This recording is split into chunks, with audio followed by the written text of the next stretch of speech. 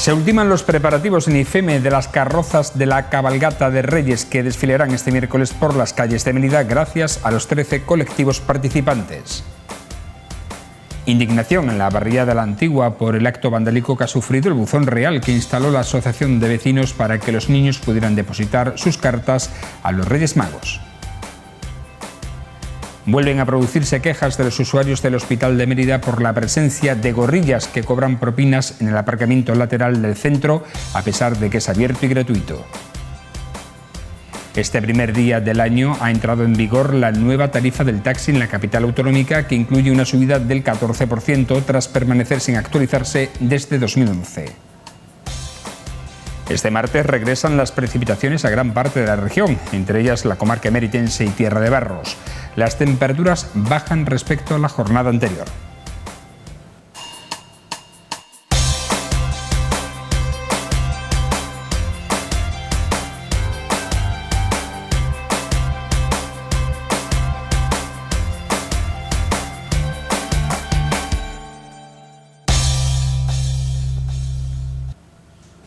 Bienvenidos a esta primera picota del año 2022, en la que esperamos contarles buenas noticias.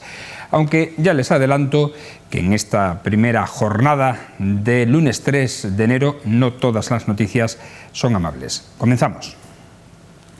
Ya está casi todo preparado para la cabalgata de Reyes de Mérida. 13 colectivos trabajan estos últimos días en IFEME para terminar de decorar las carrozas que este año acompañarán a sus majestades por las calles de la ciudad. Uno de los colectivos que ultima su carroza es la Asociación de Vecinos de la Antigua, que será la encargada de llevar al Rey Melchor, que este año llegará a la ciudad por el Circo Romano. Le hemos preparado una a su majestad, el Rey Melchor, que nos ha dicho que posiblemente llega al hipódromo, no sé si llegará al hipódromo o no llegará, pero que el Rey Melchor conoce muy bien a la Antigua y la tenemos ya, esa la tenemos prácticamente terminada. Queremos llenar Mérida de caramelos para que disfruten de todos los niños y los mayores, que también los mayores disfrutan más, así que el Rey llevará 250 kilos, los que manda el ayuntamiento. Las carrozas lucirán temáticas diferentes, como la recreación de una de las plazas del barrio que ha preparado la Asociación Folclórica y Cultural. Nosotros seguimos aquí montando, preparando el alumbrado, los cacharritos, y vamos a escenificar este año el Parque de la Antigua con el dibujo ese tan bonito del oso panda que hay en la Casa de la Cultura. Así es que veniros a disfrutar en este parque de ilusión. Sí, llevaremos en torno a 250 kilos. Este año habrá que tener cuidado de cómo se dan, porque no conviene que los niños se arremolinen y se junten demasiado, así que por pequeños grupos espero que se monten por pequeños grupos y así iremos repartiéndolos, porque los caramelos son insustituibles en la cabalgata, lógicamente. Este año el cortejo está previsto que salga a las 4:30 de la tarde desde la rotonda de las Tres Fuentes para proseguir por la avenida Juan Carlos I. En esta edición se ampliará el recorrido a la calle Marquesa de Pinares, que tendrá un tramo sin ruido, la calle del Ferrocarril y la avenida José Fernández López, con el objetivo de evitar aglomeraciones en las principales vías por donde discurre. La cabalgata terminará a las 10 de la noche en la Plaza del Rastro, donde los 3 Reyes Magos bajarán de sus carrozas para dirigirse al balcón del ayuntamiento, desde donde saludarán a los niños y niñas presentes. Continuamos con noticias relacionadas con esta festividad, aunque no tan amables como la anterior, porque la Asociación de Vecinos de la Antigua ha denunciado el acto vandálico que ha sufrido el buzón real que este colectivo había instalado en la plaza del Padre Panero. El pasado 1 de enero este buzón apareció con uno de sus laterales arrancado y las cartas a los Reyes Magos que los niños habían depositado aparecieron tiradas por el suelo e incluso rotas. El presidente Luis Valiente ha mostrado su indignación por este hecho que rompe sobre todo con la ilusión de los menores. Por ello pide la colaboración de los vecinos para identificar al autor o autores de los hechos y poder denunciarlo. Que no respeten el buzón del cartero real de los niños de Mérida, pues es lamentable y es triste que tengamos que recoger el buzón antes de tiempo porque alguien, que no sabemos quién, haya venido con un grupo a destrozar una cosa que no hacía daño a nadie, que era la ilusión de cientos y cientos de niños que han echado sus cartas en este buzón para que los reyes le traigan sus regalos. Y desde aquí pido respeto. No hemos podido poner otro porque ya estaba el buzón lleno, entonces lo que sí queremos decirle a los niños benitenses y sobre todo a los de la Antigua, que al año que viene el buzón estará nuevamente puesto, porque con la ilusión de los niños no se juegan. Es importantísimo que si alguien ha visto a estos desalmados y puede darnos una pista, yo lo voy a denunciar. Vuelven a producirse quejas de los usuarios del Hospital de Mérida por la presencia de los conocidos como gorrillas, personas que cobran propinas por señalar a los conductores el aparcamiento disponible en uno de los laterales del centro. Aunque el pago de estas propinas son voluntarias, muchos de los usuarios se ven obligados a ofrecerlas, pese a que este parking es abierto y no se encuentra sujeto a ninguna tasa municipal. Los conductores señalan que una vez que se eliminó el estacionamiento regulado o zona azul en este emplazamiento, han sido varias las ocasiones en las que de manera intermitente han vuelto los gorrillas, que pese a haber sido multados para evitar su presencia, continúan desarrollando esta labor.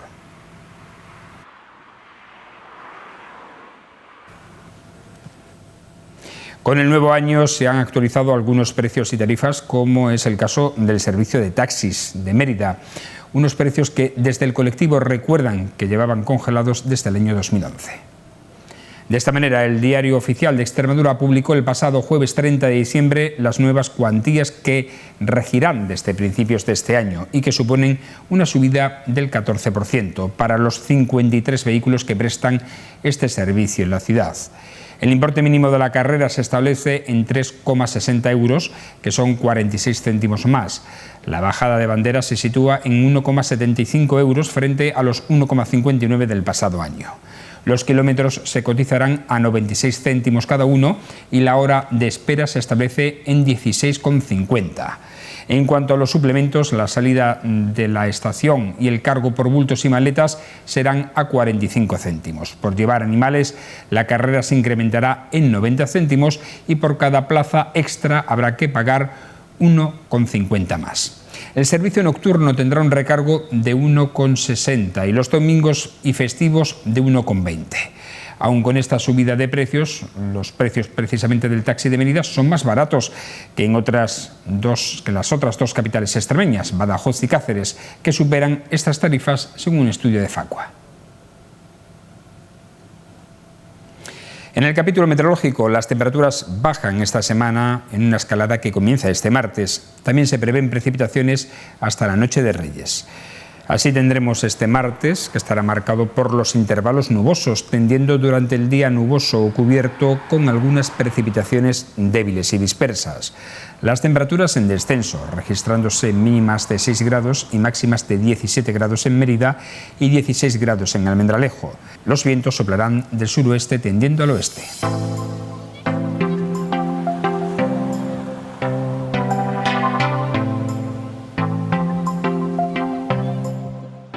Entramos en un nuevo año con ilusiones renovadas, como siempre, con el deseo de que mejore nuestra situación personal en este nuevo ciclo que comienza cada principio de año, como siempre, y con la esperanza puesta en que la pandemia termine, como siempre en estos últimos tiempos.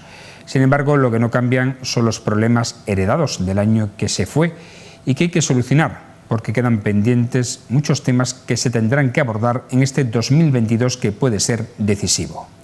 Como por ejemplo abordar el alto precio de la luz, mantener a raya la ocupación hospitalaria, hacer realidad la implantación de los proyectos industriales que se anunciaron en la región, entre ellos la azucarera de Mérida, la tan deseada rápida recuperación económica, el descenso del número de parados o frenar la despoblación de nuestros pueblos. Temas todos prioritarios que merecen la mayor de las atenciones porque de ello depende el futuro de nuestra comunidad autónoma. Ahora toca materializarlos y para ello debemos exigir que se ponga toda la carne en el asador, porque las oportunidades pasan muy de vez en cuando y esta puede ser una de ellas que no debemos dejar pasar. Aunque esto pueda parecer que ocurra, como siempre. Buenas noches.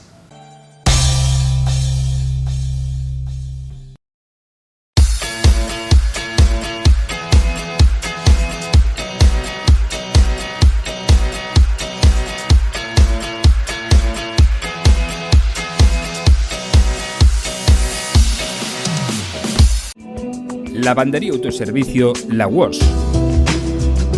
Con nuestras lavadoras y secadoras, la colada de una semana lista en 1 hora. Abierto todos los días del año, de 7 de la mañana a 10 de la noche. Más de 200 lavanderías. Visítanos en Mérida. Estamos en calle Diocles, antiguo bar El Retiro.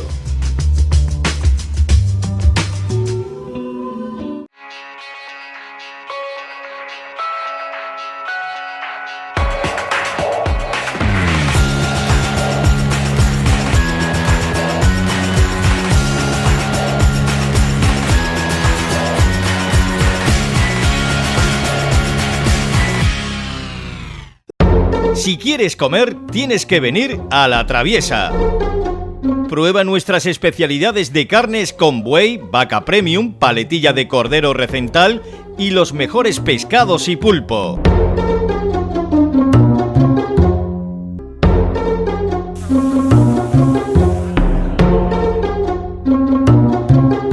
En Mérida, La Traviesa, en la rotonda del Instituto Santa Eulalia.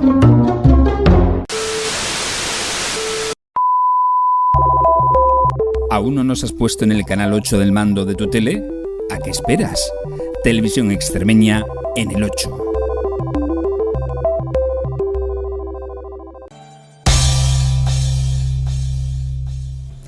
Iniciamos esta primera picota del año, esta tertulia, este tiempo de análisis, prácticamente tal y como lo dejamos el año pasado, es decir, el pasado jueves, hablando indudablemente de la pandemia. Pero hay otros contenidos que esperamos sean de su interés. Para hablar de ello, para analizarlo, tenemos con nosotros a Paco Miranda. ¿Cómo estás? Buenas noches.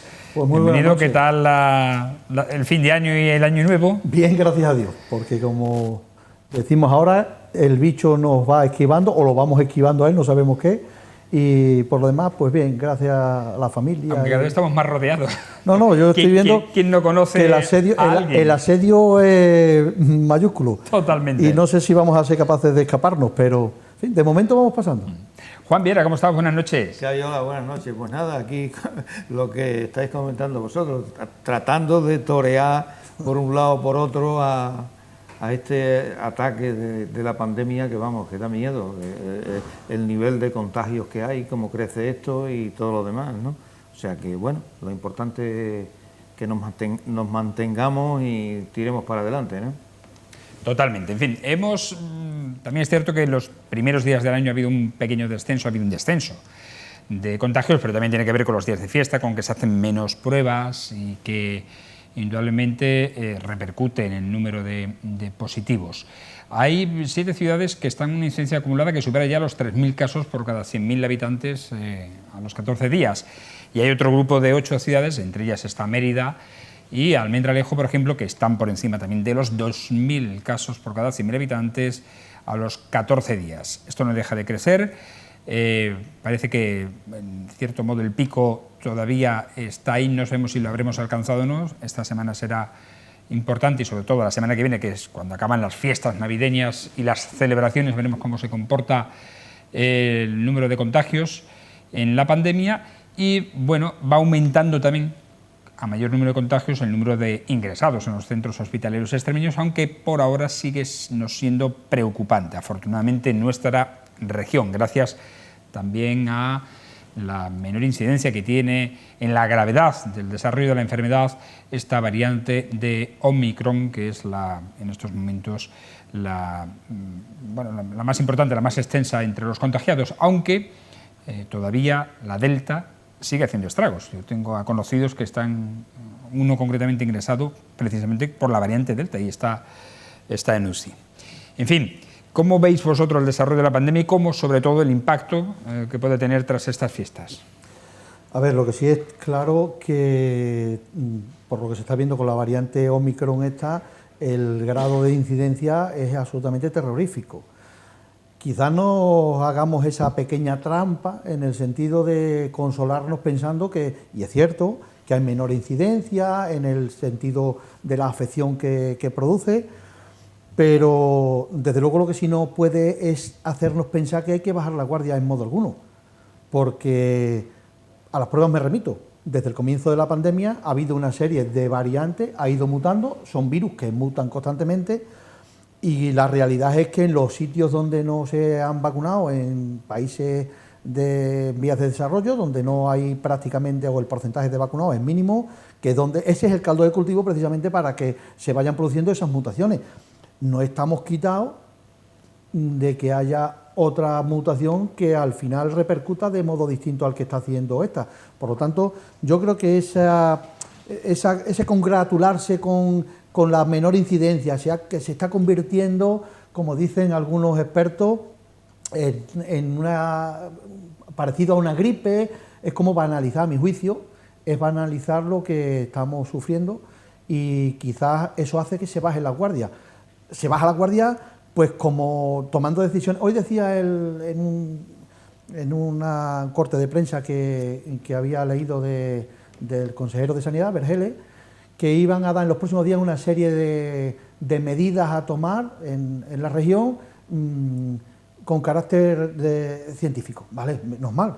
A mí lo que me mataría es pensar que las medidas que se puedan tomar no estén dirigidas por cuestiones relacionadas con criterios científicos. Pero no es menos cierto que nosotros aquí en nuestra ciudad acabamos de vivir una situación, ya lo anuncié en el último programa, donde me parecía que era pues una barbaridad consentir que hubiera una macrofiesta en la Plaza de España, teniendo en cuenta pues cómo estaban las cosas. Los vídeos están ahí, en las redes sociales están corriendo. O sea, ha sido todo un éxito desde el punto de vista de la fiesta, pero desde luego me parece un despropósito desde el punto de vista sanitario, porque la juventud bebiendo, fumando, sin mascarilla, en fin, no lo digo yo, ya ha sucedido y están ahí las imágenes gráficas que así lo pueden corroborar. Y hombre, esa creo que ha sido una decisión, muy mala decisión, en este caso por parte del ayuntamiento, del alcalde, habiendo promovido, porque esto no es una fiesta que organiza un particular y no se le pueda poner freno porque se pueda incurrir en los derechos de los empresarios. No, es que esto ha sido hecho por el propio ayuntamiento. Entonces, que una administración, en este caso la local, haya permitido lo que a todas luces, y ojalá no fuera así, pero mucho me temo que va a ser, en los próximos días empezarán a aparecer pues los casos derivados del contagio, porque había allí, yo no sé cuántos miles de personas, pero había mucha gente apelotonada y sin ninguna medida de seguridad. Ese es el miedo que a mí me da desde el punto de vista de la irresponsabilidad, a mi juicio, por parte de las administraciones. Juan. Bueno, yo incidir un poco en el tema, ya habíamos comentado anteriormente el asunto este. En primer lugar, que desde mi punto de vista, por parte del Gobierno de España, se quitó de en medio el problema, derivó hacia las comunidades autónomas, y las comunidades autónomas, pues los sistemas de salud, la sanidad pública, pues ha sido totalmente desbordada, sufre un colapso total, que ante la cuestión esta, que no hay una reacción. La reacción que se ofrece es la de los medios de comunicación, propaganda, difusión, responsabilidad individual, cuando hay responsabilidades colectivas, responsabilidades institucionales muy importantes, ¿no? Esa es una cuestión. Otra cuestión es que ante una situación como esta, pues no se toman medidas, porque tomar medidas serias significaría afectar al sistema productivo, y la producción de plusvalía no puede parar. O sea, si se para el sistema productivo, para la producción de plusvalía, y el sistema social en el que nos encontramos se viene abajo. Y esa es una cuestión fundamental en todo esto. Y como tercera cuestión que se está poniendo de manifiesto cada vez más es la mercantilización de todo lo relacionado con la salud pública, ¿no? Estamos viendo cómo las vacunas se han comprado por parte de los países ricos, y los países del tercer mundo y los países atrasados están sufriendo una escasez tremenda, que es lo que provoca lo que comentábamos antes de las mutaciones de este virus, que se hacen, parece ser que son cada vez menos complicados y menos agresivos, pero se extienden con más facilidad, ¿no? Y entonces los resultados habrá que mirarlos globalmente, ¿no? Y se mercantiliza pues lo que estamos viendo, los test sanitarios, que es impresionante ya cómo han tomado un valor y un precio que para muchas personas pronto será imposible acceder a ello, que como ya comentamos la anterior picota, debería ser una cuestión de carácter público, total, gratuito, universal, con el ánimo de controlar la cuestión. Y si hablamos de los test sanitarios, hablamos de las mascarillas, etcétera, etcétera. O sea, un claro de que hay una mercantilización total de los diferentes elementos de la salud pública. Y yo no sé a dónde vamos a llegar, pero o la sociedad en este aspecto, los poderes políticos cambian, los poderes políticos toman otras decisiones controlando para tratar de controlar la pandemia y defender la salud pública, o bueno, aquí con el hecho de que esto no se puede parar, de que tal y cual, pues según parece, los últimos datos a nivel mundial eran de 280 millones de contagiados registrados, que no registrados pues debe haber muchísimos más, porque en muchos sitios y en muchas casas hay gente que está contaminada, que tiene la infección y no se quiere hacer público porque hay que ir a trabajar, porque, en fin, por mil causas. Y después, sobre todo, lo que se comentaba anteriormente, que hay lugares y hay sitios que son verdaderos focos de contaminación y que ante ello pues nadie pone pegas y todo lo demás, porque lo que decía antes, el aparato de la economía tiene que funcionar y entonces, bueno, pues a veces se antepone a la salud. Bueno, una es un opinión debate particular, interesante, ¿no? El debate sobre el equilibrio sobre salud y economía. Por cierto, y hablando de economía, no sé si habéis tenido en estas Navidades la ocasión de comprar un test de antígeno para aseguraros la celebración de las fiestas navideñas con los familiares. Pues durante estas Navidades han multiplicado por 3 el precio de estos test en las farmacias de Extremadura. La única esperanza que tenemos es que la Asociación Nacional de Grandes Empresas de Distribución, entre las que se incluyen el Corte Inglés, Carrefour, IKEA, etcétera, han propuesto a Sanidad vender los test para abaratarlos, tal como ocurrió, si recordáis, con las mascarillas. Cuando al principio solamente se dispensaban en despachos de farmacia, el precio era elevadísimo, gracias a que los grandes distribuidores de alimentación, etcétera, comenzaron a vender también esas mascarillas en sus centros comerciales, el precio bajó y fue más asequible. No sé si esta es la solución o no, pero de momento lo que es inaudito es que en Extremadura, en España en general, el precio de un test de antígenos sea muy superior al de nuestro país vecino.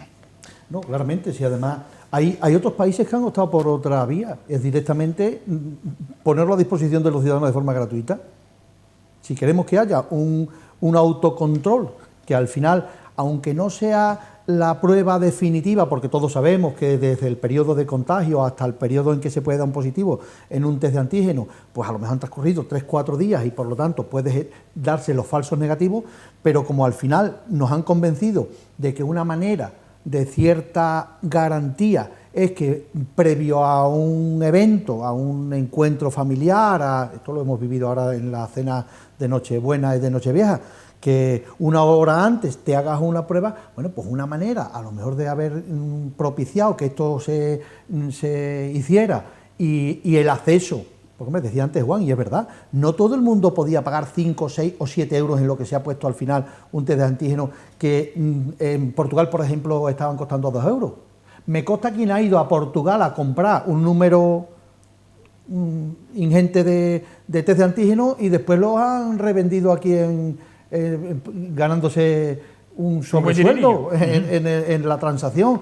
Pues a lo mejor son esas las medidas que una administración, un gobierno, con un poco de criterio y velando por la seguridad de los ciudadanos, pues habrían puesto a disposición de forma gratuita, porque entiendo que al final no sería una cifra que desequilibre los presupuestos teniendo en cuenta la garantía que te da después para que no haya contagios masivos. Es que al final esto es la pescadilla que se muerde la cola. Si tú consigues que la gente no se contagie, obviamente no hay confinamiento, obviamente no se rompe la dinámica del trabajo y no hay que faltar a él. O sea que al final hay que hacer esto como lo de invertir en sanidad previamente para que la gente no caiga malo.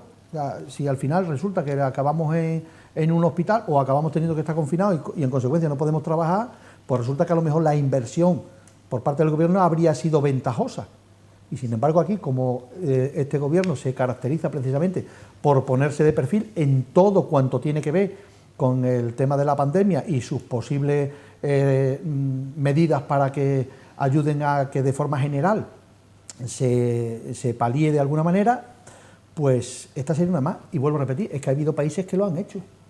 No, ahora mismo no tengo en la memoria exactamente quiénes han sido, pero que se han puesto a disposición de forma gratuita, y si nos tomamos como referente el país vecino, a 2 euros, cuando aquí se han estado pagando pues a 6, 7 euros. Y más, también. Juan. Yo creo que el problema es un problema de este tipo de sociedades, ¿no? Es un problema de las sociedades burguesas, ¿no? Y bueno, hoy está gobernando un partido político y hace unos días estaba gobernando otro partido político. O sea que el problema es el problema del poder del Estado en manos de unos partidos políticos que defienden una sociedad, un tipo de sociedad determinada, que en primer lugar, lo que estamos comentando, no tiene en cuenta para nada la salud pública. La cuestión es el negocio privado, porque si el sistema sanitario tiene unas dificultades y está excesivamente debilitado actualmente, no hay que olvidar las privatizaciones y el desmantelamiento de la sanidad pública que se hicieron por parte del PSOE y por parte del Partido Popular. Y todo eso ha influido indudablemente en el desmantelamiento y en que el sistema sanitario pues haya sufrido, como está sufriendo, un colapso y esté desbordado, ¿no? Entonces yo creo que el problema es un problema, lo mismo que la mercantilización de los elementos de la sanidad pública, ¿no? Es un problema del tipo de sociedad en el que estamos, ¿no? Al menos lo veo yo desde ese punto de vista, ¿no? Que después unos gobiernos responderán de una manera o responderán de otra, de acuerdo a cómo vaya el funcionamiento de la sociedad. Pero en términos generales la estructura de la propia sociedad es la que determina que ocurran cosas como esta y que, por ejemplo, se destinen millones de euros, miles de millones de euros, como ahora se ha aprobado en los presupuestos del Estado, que se han incrementado en casi 300 y pico o 200 y pico millones de euros, la cuestión de la defensa militar, que para qué narices queremos esos aviones y esas armas de guerra que lo único que sirven es para matar a la gente, y sin embargo, pues el sistema sanitario o el sistema educativo sufra estos colapsos y estos problemas, ¿no? Como lo veo yo, ¿no? Bueno, tenemos que cambiar de tercio, que nos come el tiempo, porque tenemos que hablar de la energía, el otro gran problema que, bueno, hemos acusado en el cierre, sobre todo de este pasado año 2021, con el precio de la luz por las nubes. Hemos pagado más que nunca precisamente por el suministro eléctrico, tanto en hogares como en empresas. En ese catálogo que está haciendo la Unión Europea, que se llama taxonomía verde, es decir, qué tipo de fuentes de energía son verdes y para lograr la descarbonización en Europa en el año 2050, que es lo que quieren, en la neutralidad cero de emisión de carbono, parece que hay una marcha atrás por parte de la Unión Europea y quiere incluir ahora, supongo que en base también a los propósitos que tienen países como Francia, que quieren construir 7 centrales nucleares más, pues incluir la energía nuclear y también la energía que se obtiene a través de quemar gas para meterla precisamente en ese catálogo de energías verdes. España, con su ministra Teresa Rivera al frente de Transición Ecológica, se ha puesto en contra, porque dicen que puede lanzar un mensaje contradictorio a los mercados que en estos momentos están apostando por invertir, dicen, en las energías renovables. En Extremadura tenemos buena cuenta de ello, con las plantas fotovoltaicas que se están realizando, Pero, como digo, la presión, supongo, de algunos de los países que quieren apostar por continuar con la energía nuclear puede que al final determine su inclusión. Dice también Teresa Rivera que la energía nuclear, la de gas, la entiende como una transición hacia el modelo totalmente verde y que durante estos años sería posible combinarla, pero que debe avanzar hacia la extinción de la obtención de energía a través de estas dos fuentes. ¿Vosotros qué opináis, Paco? Mira, yo ya en alguna otra ocasión me he manifestado al respecto y tengo claro que lo idílico y lo bueno para este planeta, obviamente, es que la energía sea verde. Y cuando decimos verde, hablamos de una energía que no contamine, que no deje residuos, que, a ser posible, si es a través de la eólica o la fotovoltaica, sea de una fuente inagotable. Perfecto. Es decir, que ahí creo que nadie estaría en contra de esa meta. Pero luego hay que ser pragmático y tengamos los pies puestos en el suelo. Aquí hay un problema total y absoluto que nos está desbordando, y es el hecho de que los costos de ciertas materias primas que son necesarias para la producción de energía, pues se han desbordado. Están desbordadas porque además están en manos de terceros, no tenemos ni tan siquiera el control en un país. O sea, España no tiene el control del costo de la producción de la energía en el momento en que necesita de la importación en este caso del gas o de otro tipo de elementos. Ahí dependemos, perdona, de Rusia. Es que ningún país miembro de la Unión Europea tiene esa fuente. Rusia y Argelia. Claro, Argelia ya sabemos qué ha pasado, se han cabreado con los marroquíes, cortaron el grifo por ahí, nos han obligado a que Argelia va a poner el precio que le dé la gana. Es más, ni tan siquiera la capacidad por la tubería que nos suministra desde Argelia para lo que dejan de enviarnos por Marruecos, con lo cual pues habrá una necesidad extra de exportarlo, probablemente el que nos viene de Rusia. En resumidas cuentas, en manos de terceros la posibilidad de que nosotros tengamos la energía que necesitamos. Entonces, a mi juicio, lo que no parece muy inteligente es que no se vea con claridad meridiana que hay que hacer una conciliación con otro tipo de elementos como son las centrales nucleares productoras de una energía. Vamos a ver, cuando digo limpias, digo en condiciones normales no contaminantes. Hay residuos, sí, y que obviamente tienen un grado de peligrosidad que es claro y manifiesto también. Pero hombre, vamos a ver, he mirado datos y la primera central nuclear se pone en marcha en el año 54, en 1954. Hay aproximadamente unas 400 centrales nucleares en el mundo entero. A lo largo de la historia, lamentablemente, se han producido 2 accidentes catalogados graves de rango 7, porque tienen una calificación en cuanto a la accidentalidad y el grado de pequeños accidentes que no tienen mayor repercusión, pues entiendo que ha habido más. Pero digamos, los que realmente hay que preocuparse por la contaminación de radiación, a lo largo de todos estos años, desde el año 54 hasta el día de hoy, con 400 centrales nucleares en el mundo, solo ha habido 2. No quiero banalizar lo que han significado esos 2, que no es el caso. Pero no es menos cierto que la posibilidad de que las posibles centrales que se vayan a... En Francia parece ser que están planteando unas centrales más pequeñas, con menor capacidad de producción, pero más pequeñas, y obviamente con unos sistemas de seguridad infinitamente mejor desarrollados que los que se concibieron al comienzo de las primeras centrales nucleares. Aquí yo creo que el problema son las etiquetas. Se ha puesto el énfasis en la etiqueta verde, porque han querido meter la producción a través del gas y de las centrales nucleares con la etiqueta verde. Pues mire usted, a lo mejor es coger por el rabo las cosas y no necesariamente tienen que tener esa etiqueta. Lo que sí tienen que tener es un periodo de vigencia. Y si hay un compromiso general para la producción de la energía limpia a través de la fotovoltaica o de las eólicas, también tenemos claro que tenemos un grave problema ahora de almacenamiento de esa energía porque se produce mucha. Es más, había visto una serie de datos y parece ser que el año pasado hubo una producción de energía muy por encima de la que se necesita a través de lo que ya existe.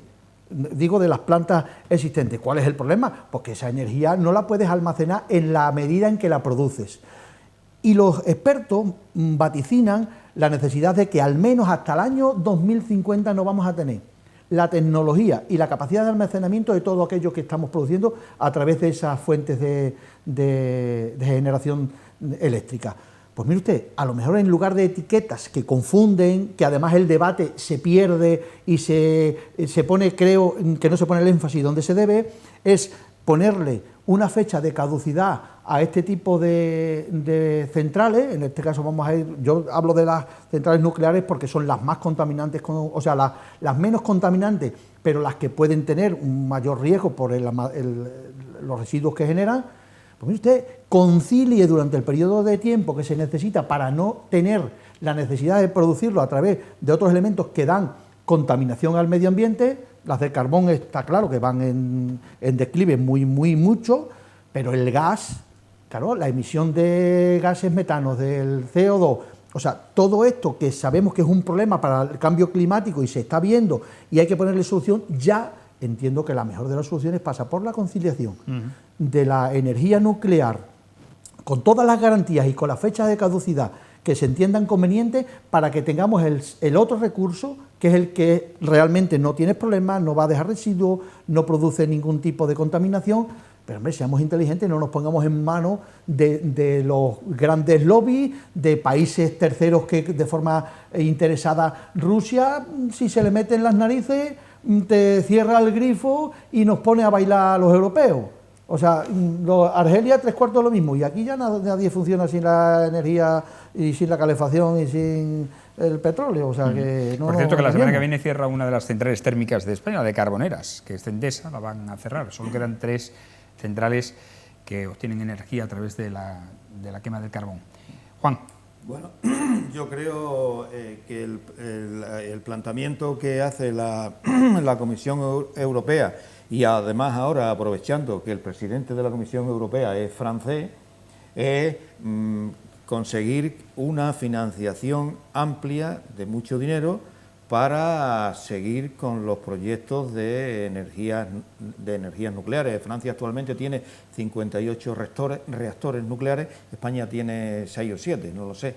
Pero la idea de la Comisión Europea es sobre todo la cuestión económica, ¿no? Es un enfrentamiento que se está dando entre los intereses de Francia con los reactores nucleares y los intereses de Alemania, porque Alemania se opone a los reactores nucleares, pero quiere el gas, porque Alemania consume mucho carbón en la producción de energía eléctrica. Entonces, están ahí los dos, la batalla de dos intereses, los franceses y los alemanes, que representan a sus capitales y a sus capitalistas, y bueno, y quieren llevarse una porción importante de los presupuestos europeos, ¿no? Y esa es una batalla, es la batalla del dinero. Desde mi punto de vista, yo lo veo así, como una batalla del dinero, y España pues queda ahí teniendo en cuenta que, como tú decías, la dependencia energética de España es del 75%, o sea, 3 de cada 4 la tenemos que traer de fuera. Es una dependencia energética tremenda. Entonces, España queda ahí en medio. Actualmente, la energía nuclear, creo que en España está un poquito por encima de la energía eólica. La producción de energía nuclear son unos 50.000 megavatios hora y la eólica son unos 40 y tantos mil, ¿no?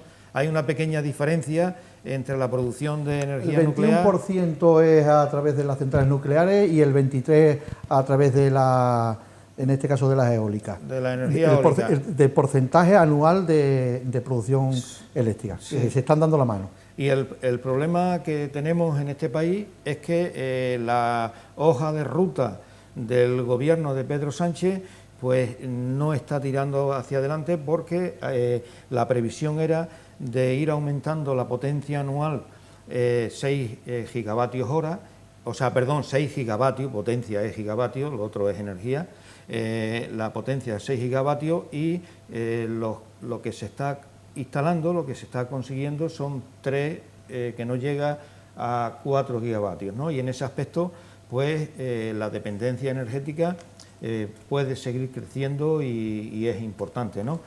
Que se complican las cosas, como se ha comentado, el problema del gas, de Argelia, Lógicamente, si dependiendo de la batalla esta, el gas ruso, que es el que utilizan los alemanes también y que distribuyen, se encarecerá.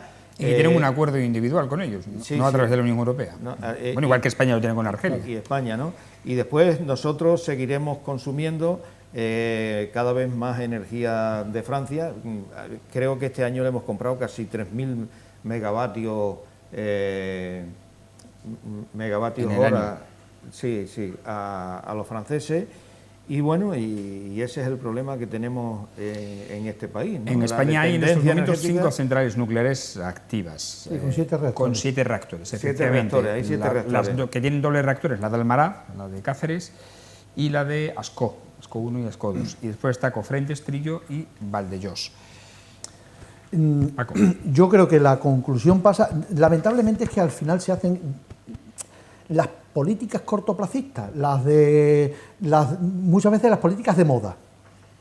Ahora la moda es todo lo sano, saludable, verde, y parece que en el momento en que se tocan temas que se desvinculan de esa línea que ahora está en moda y es, por lo tanto, cartelería que se ofrece a la ciudadanía, pues quien está en oposición hace bandera de ello y atacan cualquier decisión que tuviera que ver con ese desviarse de la línea verde. Vuelvo a repetir, a mi juicio habría que ser mucho más generoso, más alto de miras, cuando se tienen las responsabilidades de gobierno en todos los extractos de la sociedad. Es decir, y eso es aplicable a los ayuntamientos, a las diputaciones, a las comunidades autónomas y, cómo no, al gobierno de una nación. Y ser un poquito más alto de miras y más generoso, aun sabiendo que probablemente, por un error que también cometen los políticos, y es el vender cierta cartelería que después no se sustenta en la tripa, pero como somos de titulares y lanzamos esos mensajes buenistas y maravillosos, sin tener en cuenta que la consecución de esos mensajes llevan un camino, hay un tránsito para llegar a ese punto.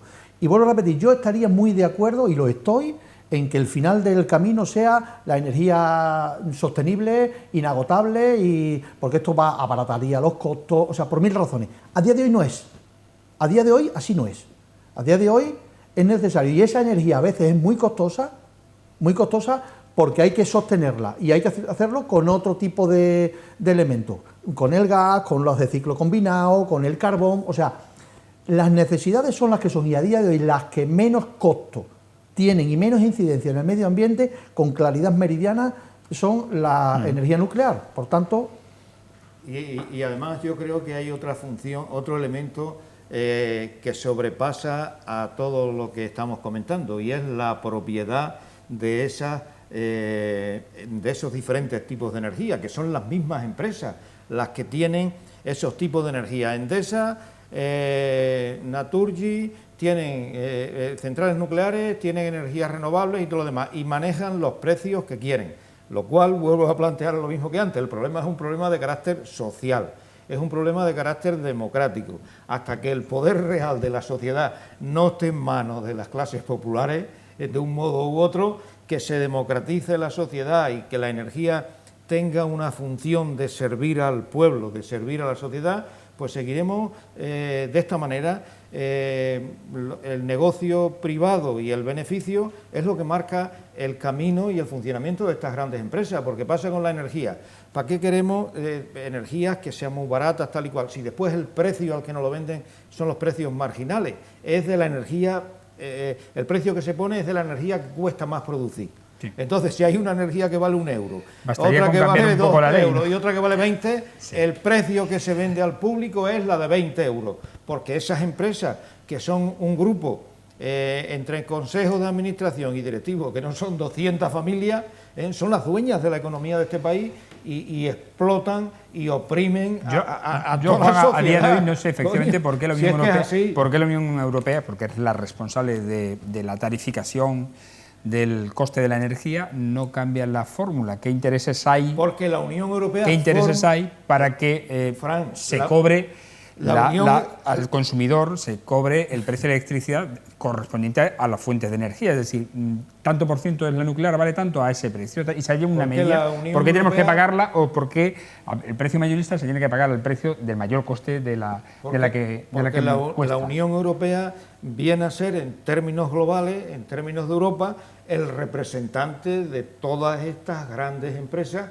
que nos oprimen, que nos explotan y que saquean la riqueza de las clases trabajadoras, de la gente que trabaja y de la gente que vive normalmente.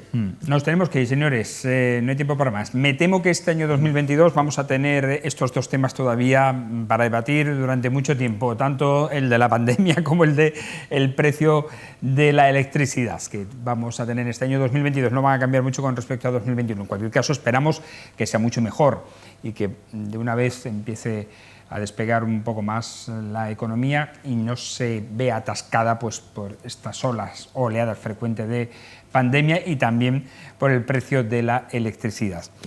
Paco, muchas gracias por estar aquí. Un placer como siempre y ya sabes que los Reyes vengan bien. Bueno, yo creo que me porté cuando menos regular. Algo caerá, ¿no? Claro. Algo caerá. Juan, lo mismo te deseo. Pues nada. Que tengas una buena festividad de Reyes, ¿vale? Y a ustedes agradecerles como siempre su atención, instándoles a que nos sigan en las redes sociales, en Facebook, Twitter, YouTube, Instagram y ahora también en Twitch y en la página web de Televisión Extremeña. Mañana, fieles a la cita, a las 10:95 de la noche, tanto en la TDT, en la televisión como en esos medios digitales estaremos emitiendo este espacio. Hasta entonces, buenas noches y sean felices.